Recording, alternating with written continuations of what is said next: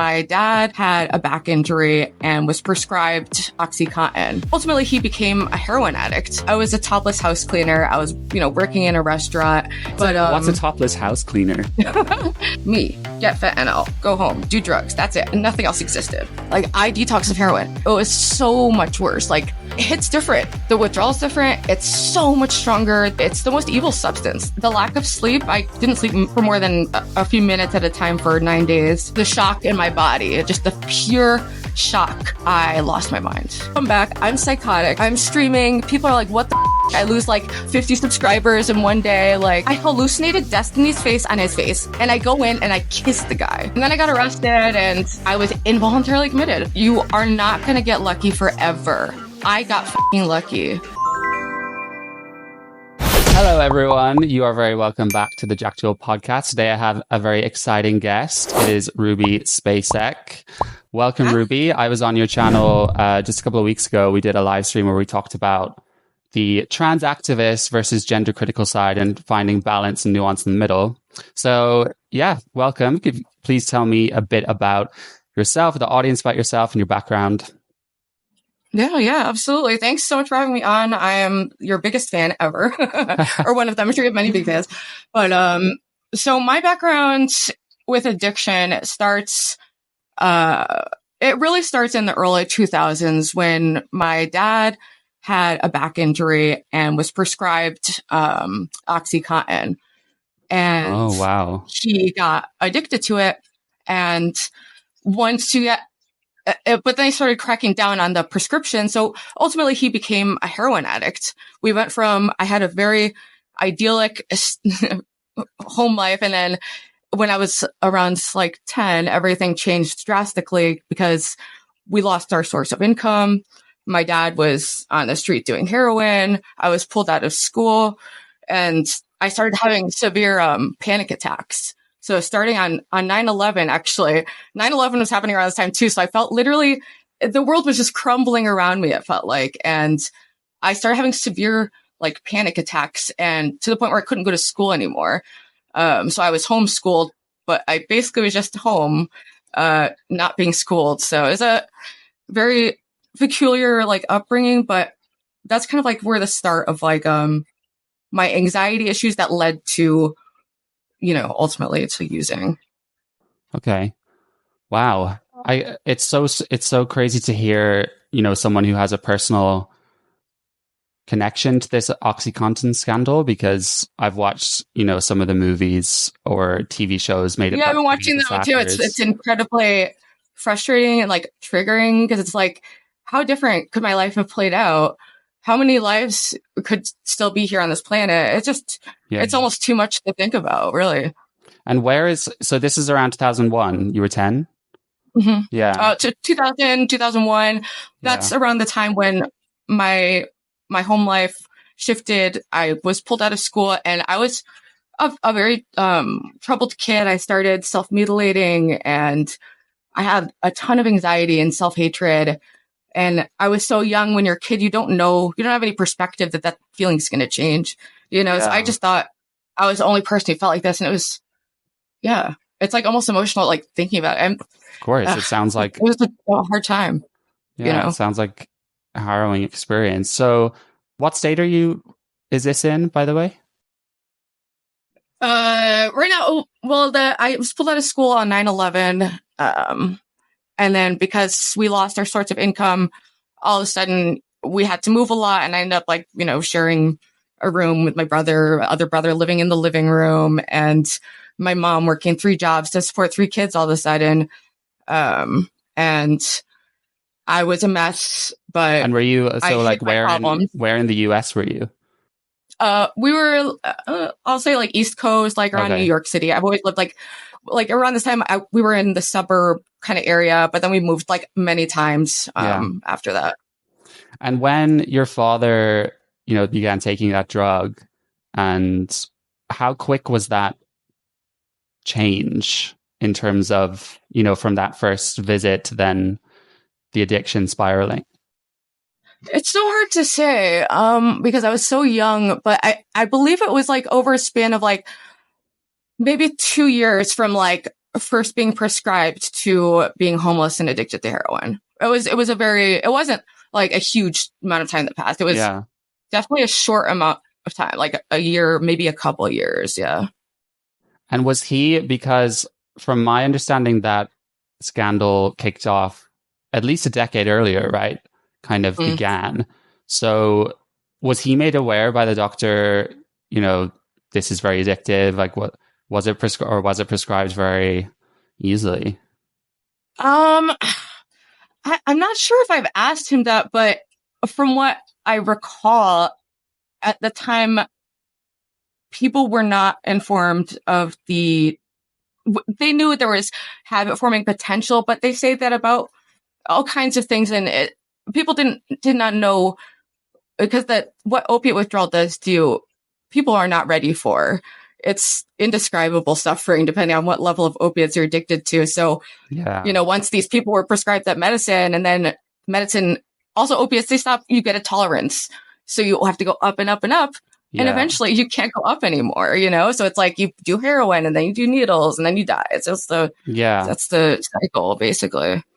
I read Matthew Perry's book, I remember. And unfortunately he did pass away, but he was reflecting on his addiction, and he was talking about with Oxy, he got to a stage where he was swallowing, dozens and dozens of the pills a day, just to feel normal, not even to feel any sort of, which is absolutely crazy. So you were, that obviously happened, and then your whole family was made homeless? Well, we were never like on the street, because my parents had a condo that they had rented out to people in a nearby city. So we all crammed into like this, like 1-bedroom condo is like, so we weren't homeless. I never went hungry. My mom is a boss bitch. So she did what she had to do, to get us fed and keep us sheltered. But it was a very challenging time, and I was dealing with struggles that I was hiding too. So it's like, I don't want it to seem like she was neglectful, but it was just an intense circumstance for, a young mom and 3 kids to be in. And was your dad with you this whole time as well?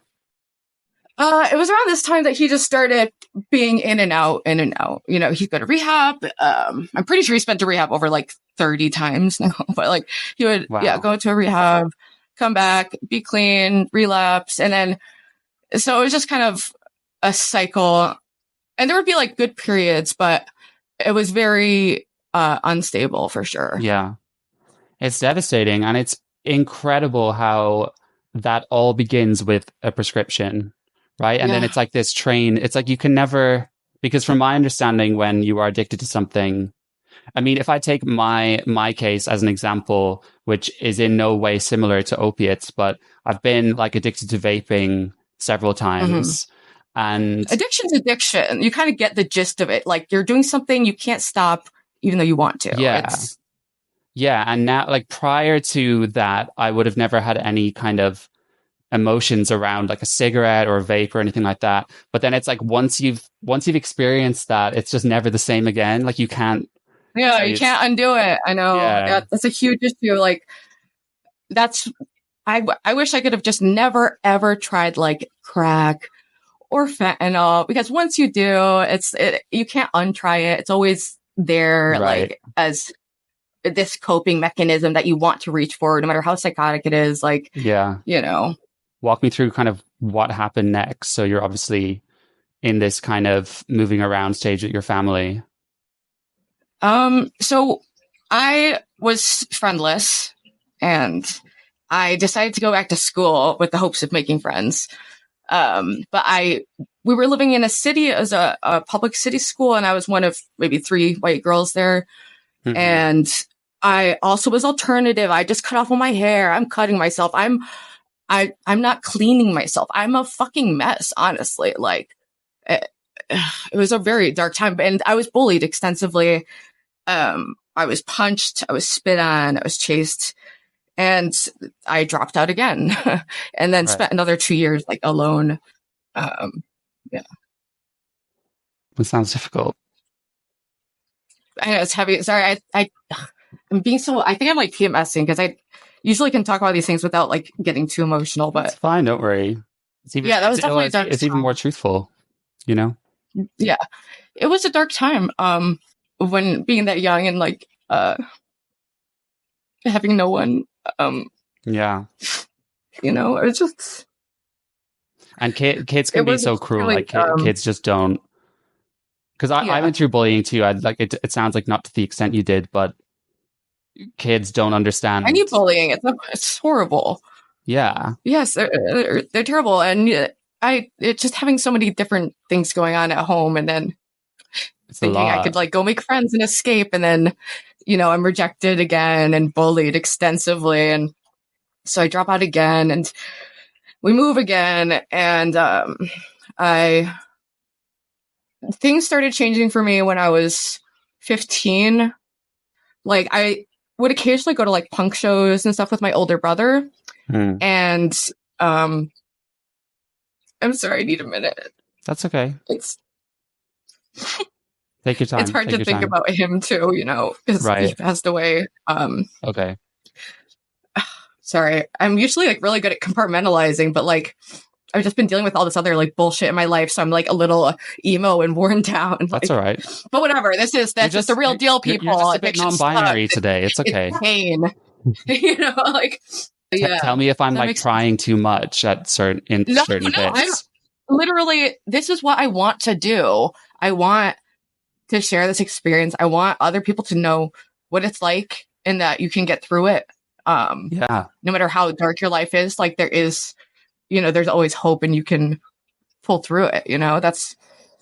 That's the message ideally. But so I was into like punk. I was a punk kid. I'd cut my hair. I put patches all over me. I was a weird little punk kid. And I played guitar and I had a lot of interests. I was really into reading. I had a very rich, lonely world because it was just me.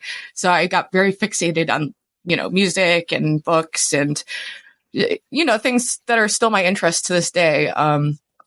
But so go through what I learned though is that I had terrible social anxiety, but I wanted friends so badly. And I was so embarrassed to not have any friends that, and then I discovered alcohol and I was like, all of a sudden my anxiety is gone. Like all of a sudden I'm fun. All of a sudden people are laughing at me. This never happened. Like what's going on? Like it was the first taste I had of like being accepted and part of something. But I loved the punk shows. I knew early on I wanted to play in a band. That was like what I wanted to do. But I had my mindset at that point, I did not care. I didn't never ever plan for a future. My plan was to die young. I did not care. So my goal was to just do a bunch of drugs, play in a bunch of bands, die young, had a good run. That was always the plan. Wow. And ever since, when I was like 11, I knew I didn't want to live long. That was never my goal. So it was quite surprising when I ended up living this long. And I was like, cool, I guess I have to figure that out, like I got to come up with a different game plan. And was that a thought that you would regularly think, or was it sort of just... Yeah, all my thoughts were incredibly dark, incredibly strong, intrusive thoughts, like things that I know how to deal with now. But when you're so young, you have no perspective. And I should have been in therapy. I should have had some help, but like, I also was so embarrassed and I didn't want to tell anyone, like I didn't know what I was dealing with. It was just very confusing and I just had a really rough go in that time period for sure. Mm-hmm. Yeah. Especially when you're a kid, you're not really taught that your thoughts are not you, like you are not your thoughts. You don't know. Yeah. So like, that's the reality. We all have intrusive thoughts, right? And I have so many every day, but then I kind of know which ones to give less weight to, Exactly. And it just goes by, but I trusted everything I didn't know, Yeah. So I was very self-hating, no self-esteem, and was just, the goal was do drugs, die, literally. So it was not, that's why I never hesitated to do hard drugs. I never paused and was like, oh, maybe not. I sought it out. I did not care. Was any part of you, what were your feelings around the fact that you saw your dad go through it, but then you still wanted to, to seek them out? I didn't have the maturity to even connect that. You know, I was like, I had resentment towards my dad, and I also thought, like, you know, I'm delusional, so I think I'm in control no matter what. Like, you don't know how far drugs and alcohol can take you out of reality until it's too late, you know? Sure. So I didn't have that. You know, a lot of people, yeah, they have a parent who's an addict. They either tend to be addicts themselves or go the complete opposite, you know? And unfortunately, Sure. I did the addict route. Okay. Like, I got you. So when was your first experience with something? So the first I did like a substance, I was 12. My older brother, had always been really into drugs and totally fine with giving me drugs. Like when I was 12, he gave me a bottle of cough syrup. I was like, drink it, all of it. And I drank the whole bottle. And I took rowboat trip. But I'm 12, I'm 80 pounds, and I drank an entire bottle of cough syrup. I was cross-eyed and foaming at the mouth on his bed. Like, What sort of effects is that meant to have on someone? It's a disassociative. So kind of like, yeah, similar maybe like ketamine or Really? like I've never heard of that. that kind of that vibe, kind of. I only did it a handful of times, but so I had someone who was bringing drugs into the picture. Okay. And I wanted to be more like my older brother because he had friends and people thought he was cool. And I was just the tag along little sister, you know? So I was always trying to keep up and prove that I'm cool. And I was just an insecure mess. Just desperate, you know? And how much is the age gap then between you and your brother? A year and 9 months, so Okay. pretty close. We just had a very, very complex relationship. I loved him dearly, miss him, but you know, he wasn't always a great influence, especially with drugs. He was a very mentally ill person. They could never really figure out what was wrong with him, but he was just always very different than other people, and like very brilliant. And he was like a savant, you know, it was like this kind of like autistic savant or something. I don't know, but right. He had no boundaries with certain things, you know, like the drug thing. And he never had that protect my little sister thing. He would tell his friends, like, go make out with me. And like, I don't know.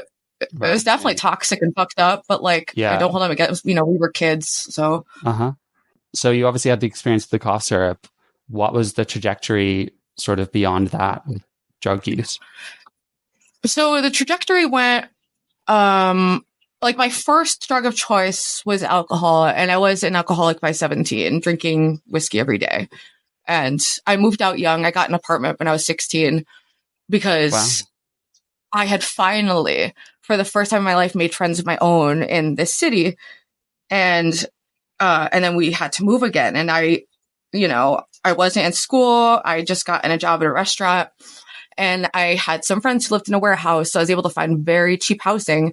So when I was 16, I moved into a bunk bed with a stripper who had like the bottom bunk, and I had the top bunk. She was 23, I was 17. I mean, and then we started pretty the topless house cleaning business. Like, it was, I was very debaucherous. I was living just a very alternative lifestyle, you know? Yeah. And what was it like for your mother throughout? Like, was she aware of the drugs? And no? The only time she kind of really tried to interfere was when I was 16. I started seeing a much older gentleman. And she did try to like intervene and stop that. Like she called him threatened to go to the newspaper or like, you know, random shit like that. Sure. But she always had a blind spot for my addiction for some reason. I think because my older brother was so ill all the time that I was used to keeping it together, and I didn't want to create any more problems because there was always like my dad and my brother were already, and I have a younger brother too, but me and him both were more of the like peacekeepers. Right. Yeah. I know how when there's dysfunction in a family, and, you know, there's dysfunction in many families, but it's like kids always assume these different roles depending on what the family needs. So you might have one kid who's like the protector. So Mhm. they sometimes grow up with like these barriers and they can't experience feelings because like, you know, they have to protect everyone. And then, you know, you might have one kid that's the complete opposite. So it's definitely Yeah. understandable that you just, you know, your body goes into just like survival mode, doesn't it? Throughout your childhood, you just kind of do what you have to do. Yeah. So I ended up kind of growing up really quickly, and I Yeah. moved out, and all of a sudden I was living the life I'd always dreamed of. I was in a dirty warehouse with tons of punks. Everyone was doing drugs. I was a topless house cleaner. I was, you know, working in a restaurant, going to punk shows every day. You know, to me, I was living the dream, you know, for like a teenage girl with lots of issues. What's But, a topless house cleaner? actually I did a stream with, Fairy Queen, and I like dived into a little bit, but it started because I actually had a male friend who was doing nude house cleaning, and I was like, I would do that, like, you know, and they were making good money. So Wow. the fucked up thing though was I was 17, like, and so me and the girl who's 23 and should have fucking known better, who does that, but anyway, like, I made an ad on Craigslist, because this was back in the day. You could still do those kinds of ads, being like, topless house cleaner available, $100 an hour. And we had like these fake names, and we'd go together and we like paid a friend to like sit in a car and wait for us outside.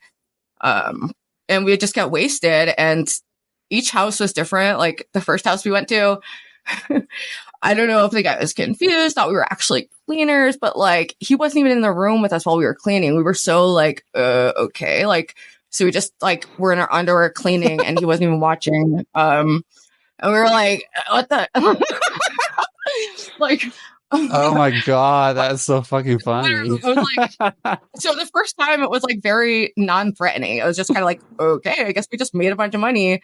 Like, Maybe he just gets off. know? Maybe he just got off on the fact of just knowing you were in a different room. And Yeah, people are weird. who knows, you know? Or maybe he like freaked out and felt embarrassed. Like, Yeah. who the fuck knows? But so that was the first time. But after that, it wasn't, there were some more like scary instances. The second one we went to, I remember walking up to the door, and instantly the guy just starts taking my clothes off, and it's like, okay, like, well, all right, you're touching me. Okay. And, you know, and then me and my friend get naked there, and he gets naked, lies on his bed, and is jerking off as we are actually like dusting and, you know, just like flirting with each other and trying. Is that kind of, was that sort of part of the deal? Is that kind of how it works, or? We didn't know what we were doing. Right. We were entirely winging it and had no good boundaries, or like, we weren't even charging enough because we were splitting $100 an hour between 3 people. Like, so it only ended up being like $30 an hour. But like, for me, that was like, whoa, that's like 1040s. Like, oh my God, like I'm set, man. Like, so, you know, yeah, standards. But that guy got a little scary. 1040s? Yeah, like 40 ounces of like beer. Like, I don't know if they have the same in like the UK, like the big, huge beers, like the 40 ounce, you know, that was my thing. I get a couple nips of whiskey and like 2 40 ounces of beer every night. That was kind of like Were you drinking during the day as well? No, actually, everyone was huge on day drinking, which made me think like, oh, I'm not that bad, you know, like, yeah. But yeah, so I was never that kind of alcoholic who needed it right when they woke up, but I did have like withdrawal symptoms eventually when I tried to stop, but not like, you know, serious, but you know, I was dependent on it for sure. So I was doing just really dangerous, like, as you could tell, I am out there. I don't care what happens to me. I'm just here for fun.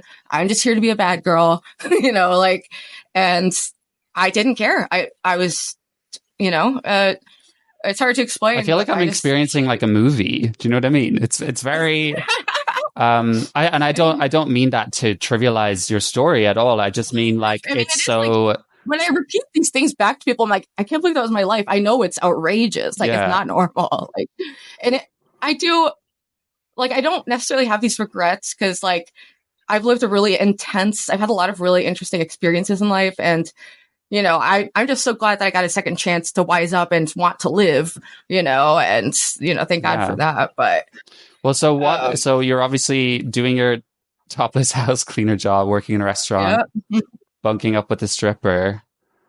What happens then? So around this time, in regards to like substance abuse, I was primarily an alcoholic. I kept moving around to various houses or like warehouse spaces that we'd convert, and I'd like build a room like out of cardboard sometimes, like, and pay like $100 a month, and so it was like super cheap. So I was living in places like that, drinking daily. If other drugs were around, I was doing them, but I wasn't like seeking out other drugs like crazy. Unless I knew they were like around, then I would do it, I'd be excited and try to get whatever drugs were around, but it wasn't. And are you doing like party drugs or? Yeah. Like I would do Molly, acid, mushrooms, weird bath salts. Like I would do anything, like and I would do a lot of it too. I've always had to take more drugs than other people to get a similar effect. Like, I don't know why. Part of me is like, is there something genetically like going on? I'm like developing resilience or something. But things shifted with the drugs. Oh, and I started playing in a band, and I went on tour. And for me, that was amazing. It was a really positive time because that was my dream. I lived my dream. It was an achievable dream. I wanted to be in a shitty punk band. I wanted to go have fun. I wanted to go on tour, and and I did that, and I had a lot of fun. You play Things guitar? Started changing. Yeah, I played guitar in my first band, guitar and vocals.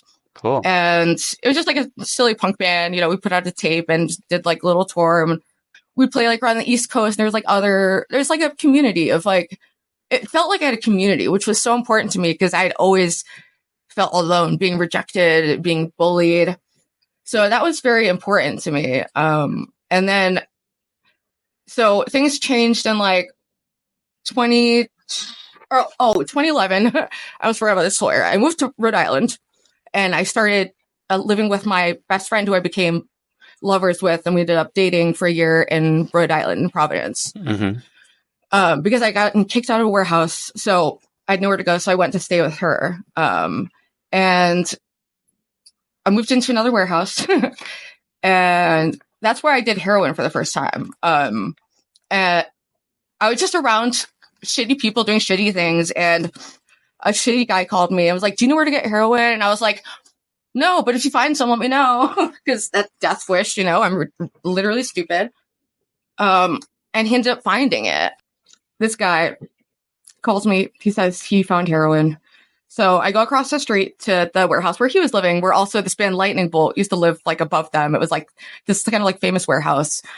I go in his room. It's him. He's in his 20s, and it's his 17-year-old girlfriend, of course. And he's, cooking up heroin in a spoon. It's needles, baby. First time. I remember I got shit-faced, so I'm drunk already. And this is so, so dangerous to mix alcohol with opiates, especially injecting heroin for the first time. It truly is a miracle that I am not dead. But the first time I used heroin, it was with a shared dirty needle, injecting it. This guy was jabbing me all over, and I have very bad veins. He couldn't find a vein. And eventually he found a vein like in my wrist. I have like this little vein right there. And I don't really remember much after. I remember him shooting it into his girlfriend's neck, which I'd never seen before. And It was a lot for the first time using heroin. Like, it was like, okay. And they were both had a bucket they were puking in. So this isn't like glamorous or anything. It's really dark and weird. Because sometimes when people do heroin, especially if they aren't used to it, they'll just throw up, like, because it, that's just a reaction people get sometimes. Yeah. I mean, I've heard of people doing it while they're asleep, and if they're on their back, then they'll like choke, right? Yeah. It's so dangerous. And so you don't even remember the experience, like the quote unquote joy? Not really. No, I remember. No, I was already blackout drunk. So like, just knocked. I just don't recall. It wasn't like I did it and everything. I had that experience later on. This was more of like a fluke instance that happened in Rhode Island. And I woke up the next day, shocked that I woke up, but glad. I was like, okay, holy shit, how am I not dead? Like, what the fuck? You're a fucking idiot. Like, holy shit. And I look at my wrist, it's black. It is like, this whole area, is black, blue. It is bruised. It looks bad. And I have to see my girlfriend at the time. So I was lying to everyone. I said I had slammed a car door in my wrist, because that's kind of what it looked like. Something like that had happened. And I didn't tell anyone, kept being an alcoholic, but I ended up being suicidal one night and going into a hospital. And I went into alcohol withdrawal at the hospital. So they just transferred me to some state-funded detox in Rhode Island. And that was my first detox. And I was there for like a couple weeks. Okay. Yeah. What was that like? It was interesting. Once I started feeling healthy, like I did like that feeling, like, because I'd been just soaking up alcohol and puking and living this really disgusting lifestyle. So all of a sudden it felt nice to be healthy. So I was like jogging around, and it wasn't bad. I had a decent time there, and my girlfriend's mom was sending like cigarettes and stuff for me, and like people were being supportive. And I got out. And how old are you at this stage? I'm 21. Okay. So just legally can drink. It's already, we're already fucking addicted, like, we're already down. But, this is why humor is so important, and why woke culture it's killed our ability to like self-soothe with humor, I know, it really does. And like, that's a huge coping mechanism. Like, if I couldn't laugh at things, I don't know what I would do. Like, just laugh at the absurdity of it all. Yeah. Like, it really helps, I think, Absolutely. It's so important. Like, so when I get out of the rehab, I go to I'm staying with my friend instead of at the warehouse I was living with, or my girlfriend. I was staying with her instead of at the warehouse. And, a big issue for me was all of a sudden, I'm isolated again. I'm becoming agoraphobic. All the things I was medicating with alcohol are coming back, the anxiety. I was so socially anxious. I was afraid to go to my apartment. Like, I was afraid to run into my roommates. Like, I couldn't do it. So I was like, for 2 weeks, I tried to just like white knuckle it and go to AA meetings and jog. And, I tried. But for me, there was no life. I couldn't live sober. I didn't know how. It wasn't pleasant at all. I hated it. I was very isolated, and that was triggering again. So I was like, the only way for me to like have an enjoyable life is like through substance, is what it really felt like. And I didn't try to get clean for many years after that. I went back to, so I kept drinking. I lost my mind on 4-ACO DMT, which is a psychedelic bath salts. And I'd gotten some, I took too much, freaked out at my warehouse apartment, and literally I peed like on my bed, on myself. And it was just so mentally ill, so gross, so bad, so dark. And I was so embarrassed that I just left. I paid a friend $80 to come pick me up, and I left the city. I left my girlfriend, who's currently like my best friend, but we always have like issues. We've been close for like 17 years. It's a very complex relationship. But yeah, so then I moved back to my current city. Were you like holding down a job that whole time, or? I was going through jobs, doing weird shit, selling underwear, selling like pictures of my feet, doing nude art modeling. Sorry, I don't mean to laugh. It's just like this is so hardcore. This is like sex, drugs, rock and roll. Yeah, I've really been out there, man. I've been living that life. So, like, where was I going with that? So I freaked out, moved back to my current city, and I started hosting shows at my apartment with the friend I was living with. So we'd have these punk shows, bands from all over the country would come and play in our apartment. which was one big room. And then my room, I had a cardboard wall that every time we had a show, people would mosh into it and my room would fall apart. So I'd have to rebuild my room like every day, like hungover in the morning, like trying to tape it back together. But see, the thing is, it didn't feel sad to me. It felt cool. It felt like I liked living like that. You know, I liked the lifestyle. I glamorized it in my head. So it didn't feel like I'm in a cardboard box. It felt like, fuck it. Like, yeah. It's the grunge, right? Yeah, I just had this very punk attitude about everything. It was like very childish and like, whatever. I was young. So, but I moved back and playing shows, having a great time, touring again.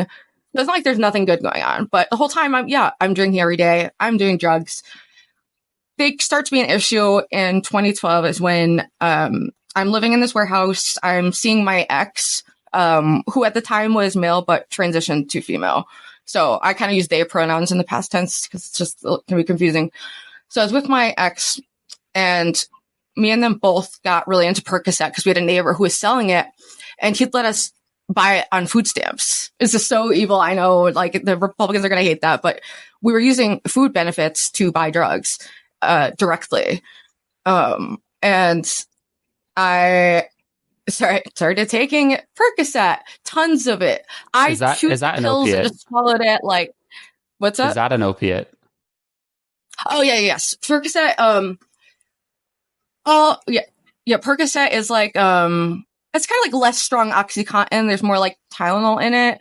Okay. So I get addicted to Percocet, but I can only take so much before I get acetaminophen poisoning. And I'm really like pushing it at that limit, like, because I'm chewing it up. I'm eating it and it wasn't safe. So, so to be safe, I started doing heroin again and I had a neighbor and I went to see if he had anything and he was like, no, but I got dope. And I was like, well, all right. So that's when heroin re-entered the picture. And I started doing it more consistently, but my life didn't really did you need go that crazy. With Percocet, this period, like, did you need it every day? Yeah, towards the end, I would be able to sometimes go a day without it, but I would feel like really terrible. Okay. And the way like I react to opiates is I tend not to feel this extreme withdrawal till like the second or third day it really, really kicks in because I get like this buildup from doing it for so long, Right. Sometimes opiates can kind of, depending on the kind of opiate, some build up in your system. But I was definitely dependent on it. And I forget why I decided to try detox. I think I just could. I had probably gotten fired again, and terrible things were happening, and my life is starting to fall apart. And I went to a detox, and that's I forget the exact timeline, but I ended up getting on Suboxone. Was on Suboxone for 8 years. Did really well. Is that like methadone? Yes. It's like so. Suboxone is buprenorphine and naloxone usually, and buprenorphine is a semi-opioid antagonist, something. They all operate a little differently, but Suboxone, you don't have to go every day. It's more like a normal prescription that you can just take, and as opposed to methadone, where you often have to go once a day or at least like once a week, to be monitored. So I was doing fairly well, but I would periodically like get addicted to certain substances. Like I was addicted to Fentanyl. Oh yeah. I had a huge breakdown when I started smoking crack. I forgot about that whole era. Yeah. The crack. The my crack God. Era. Yeah. I can't believe I almost forgot about that. That was kind of, so in 2015, my timeline's messed up because I was on so many drugs, but whatever. I, break up with my ex and I become a stripper because the only reason I hadn't been like just a full on stripper was because my ex didn't want me to. So I got an apartment near my mom's house in some small town and I literally would ride my bicycle to the local strip club with my taped on fucking shoes. Like I was the trashiest little stripper you'd ever seen. Like, and it was a trashy club, and I experienced a lot of abuse there. They were not enforcing any kind of rules, and I was so high, like, and doing so many drugs. And at that time, I also had been abusing like Adderall.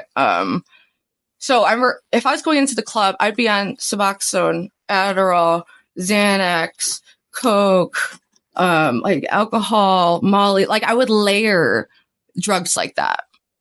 It was never enough. I was always mixing drugs was my thing. And I thought when you were a stripper that you just go on stage and dance around and people throw money at you. I really was naive in that regard. But it's really more like you make money by grinding on people and doing private dances is like that's how you make money. You don't make shit up on the stage, especially not the club I was at. So I learned quickly you have to go around and try to sell dances to people. And I just wasn't great at that, but I got the hang of it. And it's very physical, and guys are touching me all over. Like, I'm topless. They're touching my boobs, my butt, everything. Like, and I just remember, like, I would get home and just feel like all these hands had been on me. And I didn't realize how traumatizing it was. Cause I was so high. Yeah. And then I was very vulnerable. And, one night there was a drug dealer I knew who kind of took advantage of the fact that I was extremely vulnerable and I couldn't bike home. I couldn't figure out my bike. I was too drunk. And he offered to give me a ride home. And, he didn't take me home. He took me to his house. And, it was traumatizing. And that stopped I didn't go back to the strip club ever again after that. And I got back with my ex. So you're saying that was like an assault? Yeah. Okay. Yeah. I blame myself in a lot of ways. And I don't feel comfortable even calling this person a rapist, because I just don't know I remember he lied, to take me back to his house. I know that. And I remember I thought I was dying on the way there. I remember thinking in my mind, like, should I even bother trying to go to the hospital? Like, I was so high. I wasn't really in that planet. And he definitely took advantage of the state that I was in. Absolutely. And it was incredibly, very traumatizing. Yeah. And I had like some kind of PTSD from that for like a couple of years that really messed me up. And I got addicted to Xanax a huge amount. And this is when even this is around the time I'm 25. And this is the first time that my friends who all party too start, pulling me aside and checking in, like, what you're doing is not okay. You're not okay.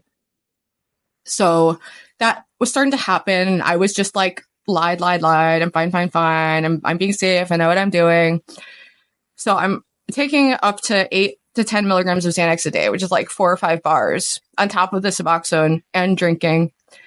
And one of our bandmates had started smoking crack, and I wanted it. I loved Coke, but always wanted to try it, like, 'cause I'm an idiot. So he wouldn't give me any. So I was like, fine, I'll go find it myself. So I like went out on the street and like made a scene, and I found a drug dealer. It wasn't that hard. And he would like hook me up. He'd give me deals, and I got super cracked out. And I love crack. I loved it. I loved smoking it. I even loved how dangerous the whole lifestyle was. How I'm this girl walking out at 4 a.m. into the city, meeting up with these people. Like, I don't know. I was on so much Xanax, I wouldn't even be able to perceive fear. Wow. But one night that was really bad.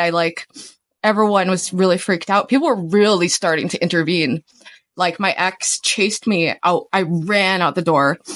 My drug dealer was like waiting in the car, and my ex chased me out. You were still together? And I like jumped in the car. What's up? Yeah, we were back together at this point. We had been on and off. We were living together. And we were together for like 5 years, chasing the car, crying, screaming, threatening to call the police.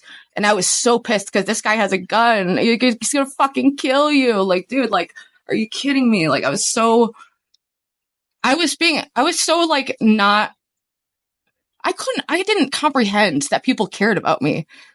I just thought they were getting in my way. I really didn't comprehend it, you know? So yeah, this is around 2015. I go really bad. And that was like a rock bottom. My friends were doing interventions for me at that point. And so I went to my mom's house to DIY detox off of Xanax so she could watch me make sure I didn't have a seizure because it was actually dangerous. So I did that on my mom's couch, highly unpleasant. It was a very unpleasant withdrawal, but I got off the benzos and the crack. And in my late 20s, I really started moving in a different direction. I felt like my frontal lobe came in and I was like able to make decisions. I didn't want to die. All of a sudden I was like, wait, I have to figure out life. So I got a therapist and I was doing really well for a few years. And then what brought me to today is I had reconnected with an ex who was actively using. And that's how, fentanyl came back into my life, and it had a death grip on me for 3 years, and it was a really horrific detox, but I've been clean now for 10 months on methadone, and my life is so much different. I have so much gratitude, and I'm just like, why did I get to like be lucky? Like why you get little survivor skill of like, what did I do? So many people want to change their lives and they can't. It's like, so many people just die before they get the chance. And so I hope my message would just be for, people to know that recovery is possible and it can be enjoyable and your life can be beyond your match. It can be so much better. I didn't know my life isn't even that like extravagant. I'm just happy to have basic things, and it puts things into perspective, right? Absolutely. I mean, all of the hell I've been through, and then I lost my brother. That also happened before the fentanyl relapse. That was extremely traumatic. Was that due to drugs? He was in jail at the time, and he was killed in jail. But gosh, I'm so sorry. He was a bigger guy, and he already had some breathing issues, and he was psychotic, and they pepper sprayed him and kicked him and beat him, and he ended up dying. And so there's a whole like lawsuit, and that's a whole other can of worms. But it was like losing my brother and the pandemic. I was primed for a relapse, even though I'd been doing so well.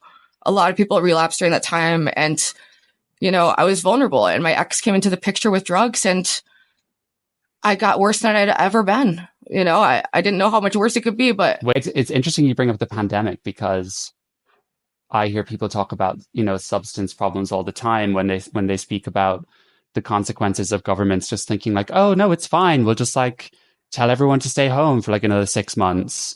And like their brains were only thinking about the old people like right now who may or may not have died anyway. Like we don't, but wouldn't listen to any of well, what about kids not going to school for 2 years? What about like people in abusive households? What about people who are, recovering addicts? Like, I think many people relapsed. Yeah. My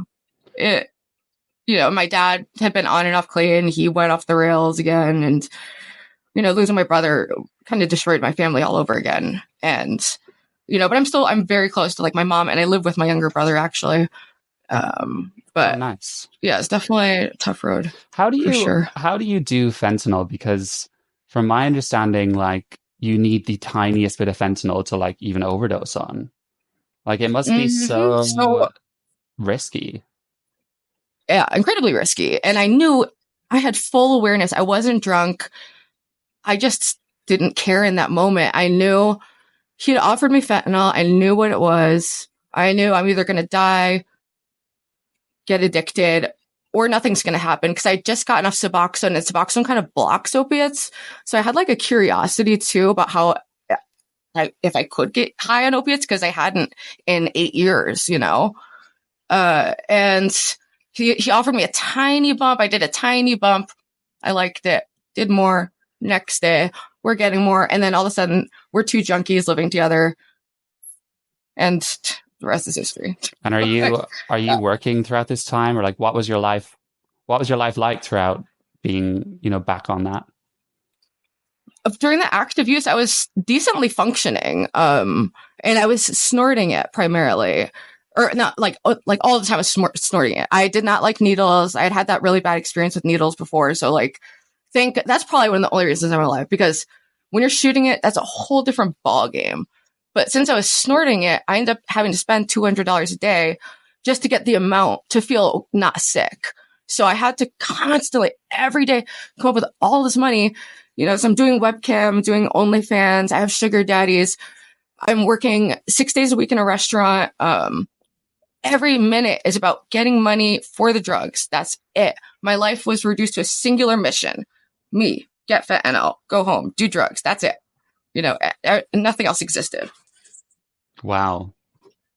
It's all consuming. No, people don't understand. This isn't like heroin. I detoxed of heroin.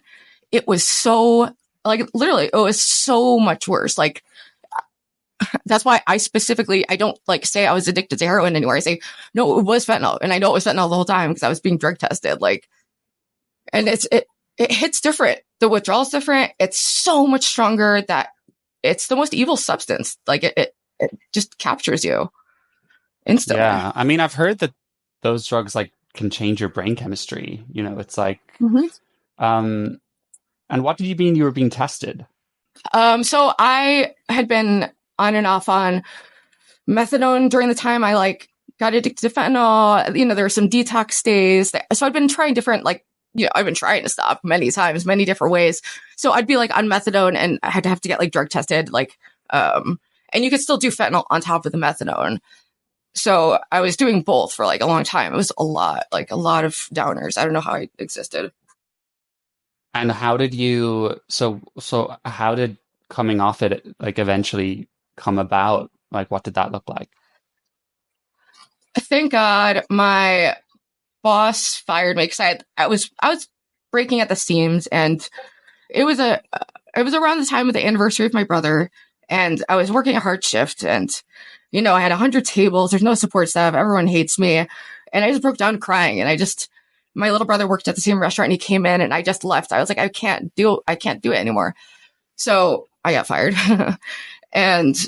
But thank God, because that kind of cut the main engine of my addiction. I was making a shitload of money at this restaurant. Because I was hustling hard, working in a fine dining restaurant. You can make decent money. And so the only alternative was I'd have to start camming full time, which I'd done before and I hate it. It's not a good job for me to do full time at all. And I was just so tired. I was like, I need to, since I have this unemployed time, because when you have a job, it's hard to get time off to go to rehab. You can't tell your boss. I've had to just cut my losses when I had to go to rehab and just not have a job, but I was always just bouncing around from restaurants anyway. So, and so in the States, do you always have to pay for rehab, or how does that work? If you have insurance, I can go to these state funded detoxes for free. And I've been to a handful of them and I literally ran out screaming. Once the withdrawal hit me, and these are shitty places. They smell like human feces and urine. So, and when you're in withdrawal, your sense of smell is so strong and you're puking at your own spit up constantly and you can't sleep, and every blanket feels like a sharp knife cutting you, but you're so freezing, but you're also on fire. And I had to get out of there. So I just ran out. I left. I did that multiple times at detoxes once because I didn't know that was my first time experiencing full on fentanyl withdrawal. And I'd also been addicted to Xanax again too. So I'm taking fentanyl, Xanax, and methadone.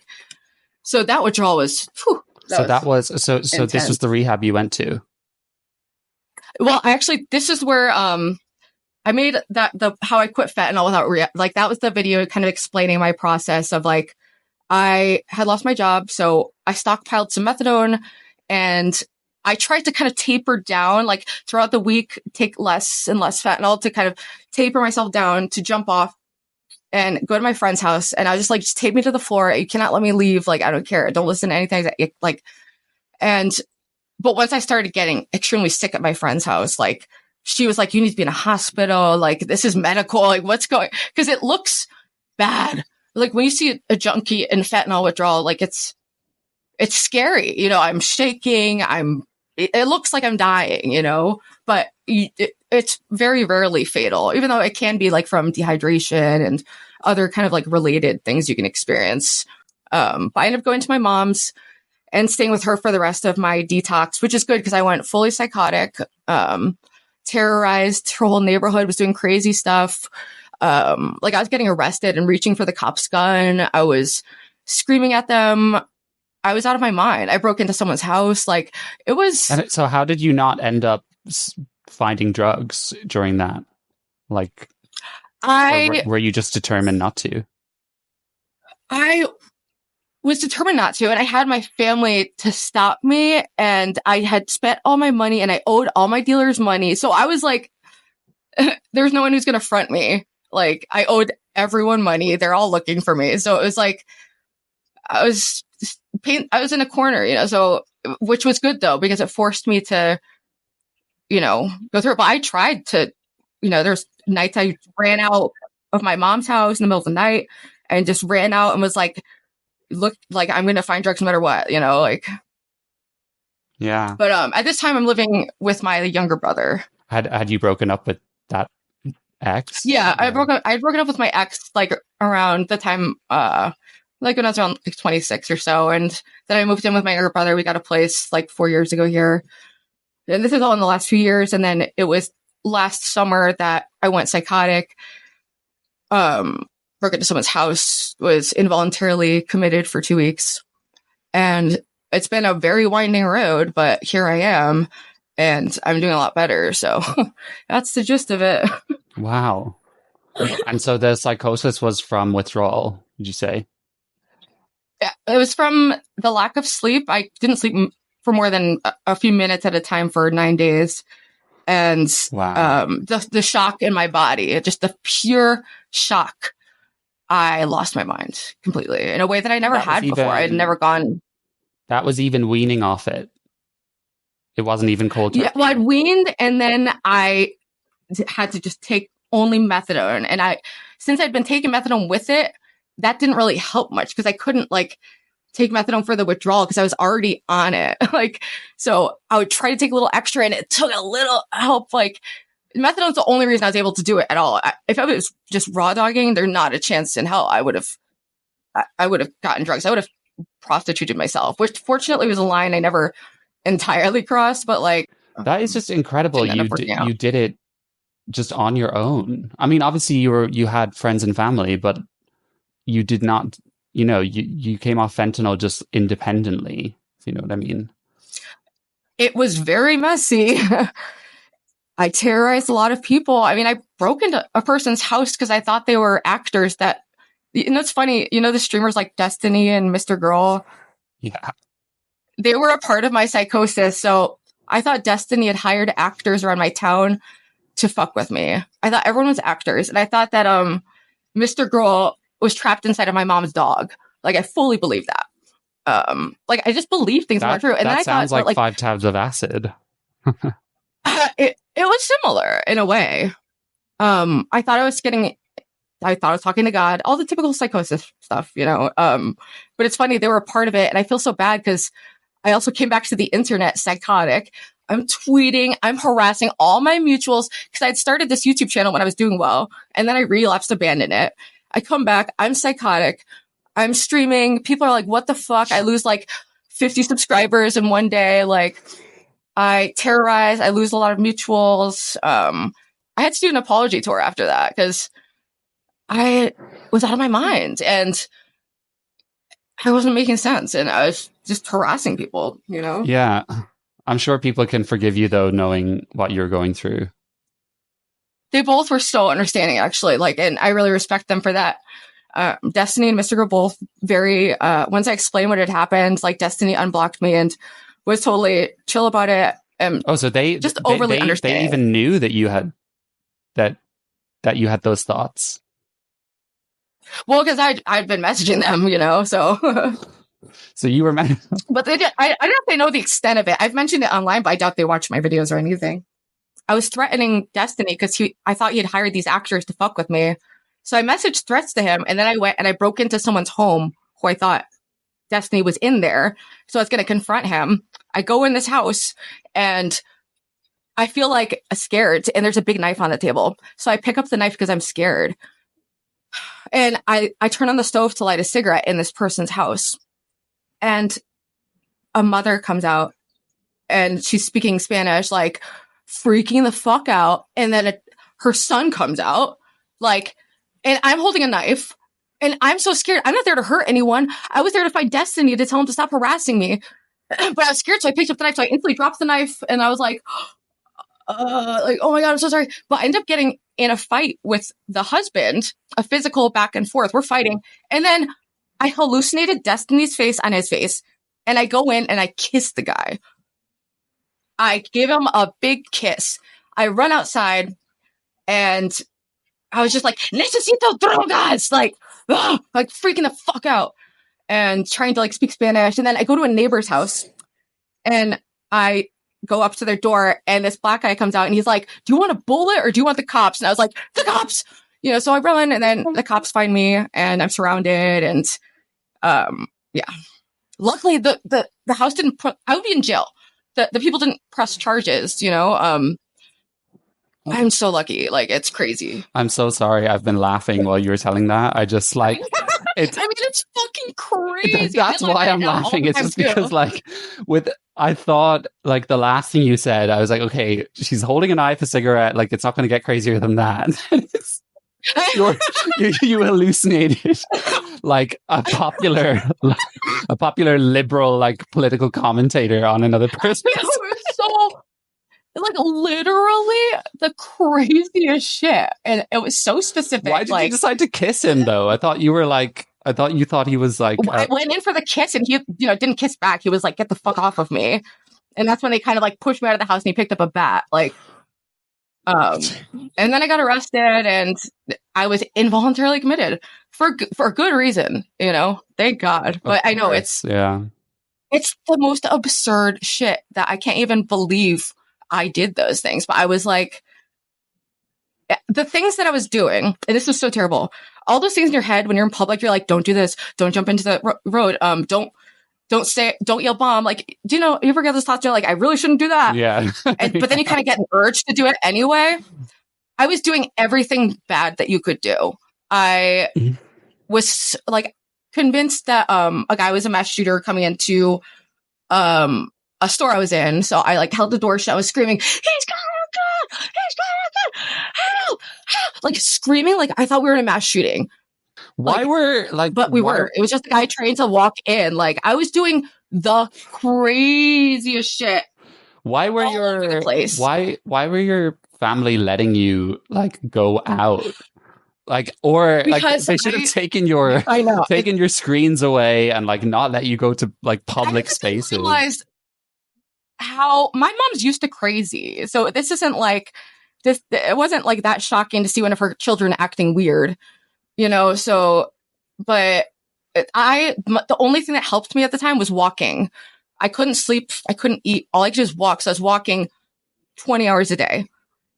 And I tell my mom, that's all that helps me to get through this withdrawal. I'm just walking up and down the boardwalk near her house. She didn't know the extent of what I was doing. Like, but in a way, it kind of like released me from like, it's really hard to like truly embarrass me now because I've done everything. I've done it all. Like, there's no low. It can't get worse. Like, yeah, there's shit I'm not even telling you. Just imagine that. The shit I'm not telling you. Sure. And what during this like episode, would you come home and be like, oh shit, I said that thing? Or was it all justified throughout the whole episode? It was all justified. Like, I was just in an alternate reality. Like, and I was convinced that I had to like, the only way to escape or like ascend was to like humiliate myself, like in the most extreme way possible. So I was just doing these horrifically embarrassing things. Like, and the worst is like, I feel bad, but like I have a fear of being racist. So I was like racist at times. And I feel really bad about that. Cause like, you're like, you've come very far from from your woke era. I know. Like, because I was always so afraid, but luckily the people who I was racist to thought it was hilarious. Because what I did was I ran up to a Mexican food cart and I just screamed, "Arriba! Ay, ay, ay!" Like, I just screamed that, like, right at the guy. Like, and he just burst out laughing and I just, like, ran away. It was just, so it's like, well, yeah, because I mean, the truth is too bad, but I was getting in fights with people. I was getting in screaming matches with people. Like, it was bad. But like I said, I'm free from embarrassment. I mean, I was thinking about how your story could be a movie, but I feel like just that episode could be a movie in itself. I know, literally. Like Ruby, Psychosis break. Just like, I'm Literally, don't take me wrong. Like, I'm not making a joke out of it. It's just wild. I'm the most jokey about it because it's just like, I think absurdity is funny and it's so absurd. Like, the things I was doing and saying, like, it's crazy. Like, reaching for a cop's gun, like, come on, like, that's crazy. Like, thank God I'm white and a woman. Like, like that shielded me a lot for sure. Right. You know, I must say. So now, like, where you are now, like, how are you feeling about all of that and like looking forward? I'm in a really good spot. I've been stabilized. Like, it wasn't a straight shot of like, oh, I came out and now I'm not psychotic. It took me a while to really realize how delusional it took, like a while. Like, so there's like a month where I was still like kind of psychotic, but like it was coming down. Oh, and I've been kicked out of all my favorite restaurants and bars, of course. Like, and it's just, I'm in such a different place. It's insane. But I'm very lucky. I just have like supportive friends and family. And like, I have a lot of close friends who aren't into this drug shit. They're like, what the fuck is wrong with you? Like, they don't, right. It's not a part of their world at all. They're like, why are you like this? Like, yeah. And do you, you don't drink, I take it? No, my theory now is I smoke weed and I drink like maybe once or twice a month. Oh, wow. But it's something I have to be careful with because if I drink a lot, like there was one night I fucked up and I took ecstasy by accident. It wasn't an accident. I did it on purpose, but it was an accidental situation. Someone had just dropped an ecstasy pill in front of me. Like, I'm sorry. That's Satan directly, like, telling me I don't know. Everyone that knows you should know, like, to just never do something like that, you know? I know. Literally. Yeah. I'm very lucky for the people I have. And I'm lucky that I did have a solid background. Like, I was in therapy for many years. Like, you know, I had just been kind of beaten down and that's why I had this relapse, but I'm kind of like picking up where I left off. I started the channel again. And that's been a huge outlet for me to have a creative project. And like, and especially since I've been connecting with more people who are like, have similar views, it's been really exciting and like intellectually stimulating. And, you know, I'm pretty pleased with like how things are in my life right now. Overall. That's great. I'm excited for you. And please keep doing it like what you're doing. I think you are an absolutely fascinating person. And I have so much respect for just like your humor and how articulate you are and everything about you. Like, you know, considering like how much how much you have literally been through. It is crazy. You seem like a totally functioning human. And I think it's important for people to, you know, to see that. What would your message be to people struggling with this kind of stuff? My message would absolutely be that you are not going to get lucky forever. I got fucking lucky. You might not. Like, the stuff out there is killing people. If you choose fentanyl, you're choosing death, like with almost near certainty. And if you are stuck on it, the withdrawal is terrible. But if you can go to a decent rehab, it makes it a lot easier than going to state funded. But like, to get any support you can to get off, and just know it's hell. But once you're free, you know, like everything is so much easier. I can feel again. The whole time I was on fentanyl, I didn't feel joy. I didn't feel love. I forgot what those feelings were. I didn't feel it. at all. I feel, you don't feel the negative or the positive. So you're robbing yourself of so much happiness, like, and you're also robbing the world of you, like of all the things you could be and the people you could help. You turn into a living zombie, you get worse and worse, and then you hurt people and you die. It's not a way to live, but never feel ashamed for it. It's nothing to be ashamed of. Anyone can end up in that situation and you can absolutely get out. And if anyone needs support, my Discord's always open and I have no life, so I'm often there. Well, I'm glad because then it means we can chat more. But no, thank you so much for being on this podcast. I want to branch out more into different topics. So Same. I don't want to get too hung up on like the one gender, just only gender. There's just so much to say. It can be a lot. There's so much. I mean, like I've made so I'm not so much holding back, but I also want to like branch out. Yeah. I feel that for sure. Yeah. Where can people find you? Yeah, you can find me on the boardwalk. Ruby Spacek. On the boardwalk. Literally, I'm that crazy bitch. I didn't even get into some other, there's so many just outrageous things that I forget, but like, whatever. Anyway. We can do like a bonus, like Psychosis episode if you want. Seriously. I'm on Twitter and YouTube and Substack, all those, Discord, all those kinds of things. You can find me. And yeah, open to chat with anyone. Yeah. And, my takeaway is just like, believe in your power, like be truly empowered and believe that you can have an impact and that you do have the power to change your life. It sucks. You can't be a little pussy bitch. You got to be a bad bitch. You got to take the reins, be a bad bitch and make good choices. That's the message. I like it. Let's all do that. Cool. Well, thank you so much. I hope we can do this again sometime. Of course. Thank you. Bye.